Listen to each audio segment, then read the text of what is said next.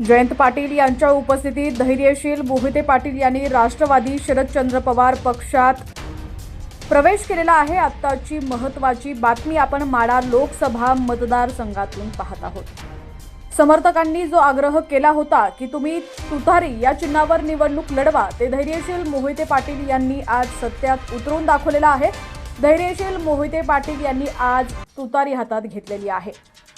शरद पवार यांनी आज आपल्या 10व्या उमेदवाराची घोषणा केलेली आहे। शरद पवार यांनी माढा लोकसभा मतदारसंघातून धैर्यशील मोहिते पाटील यांना उमेदवारी दिलेली आहे। रणजितसिंह नाईक निंबाळकर विरुद्ध धैर्यशील मोहिते पाटील असा सामना आपल्याला माढा लोकसभा मतदारसंघातून पाहायला मिळणार आहे।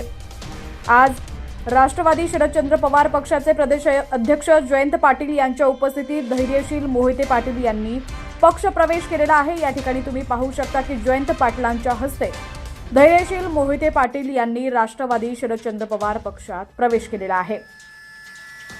16 तारखेला ते आपला उमेदवारी अर्ज दाखल करणार आहेत। आत्ताची सर्वात महत्त्वाची बातमी आपण माढा लोकसभा मतदारसंघातून पाहत आहोत। सकाळी शिवरत्न बंगल्यावरती राष्ट्रवादीचे सर्वेसर्वा, राष्ट्रवादी शरदचंद्र पवार पक्षाचे सर्वेसर्वा शरद पवार आणि माजी कृषी मंत्री सुशीलकुमार शिंदे हे विजयसिंह मोहिते पाटील यांच्या घरी स्नेहभोजनासाठी आले होते। त्यावेळी शरद पवार यांनी धैर्यशील मोहिते पाटील हे आपले माढा लोकसभा मतदारसंघाचे उमेदवार असतील याची घोषणा केली आणि त्यानंतर 5 वाजता प्रदेश अध्यक्ष जयंत पाटील यांच्या उपस्थितीत धैर्यशील मोहिते पाटील यांनी पक्षात प्रवेश केलेला आहे। लोकसभा 2024 तसंच राजकीय घडामोडी पाहण्यासाठी HPN मराठी न्यूज चॅनलला सबस्क्राईब करा आणि बेल आयकॉनवर क्लिक करून नोटिफिकेशन्स मिळवा, जेणेकरून आमचे अपडेट्स लवकरात लवकर तुमच्यापर्यंत पोहोचतील।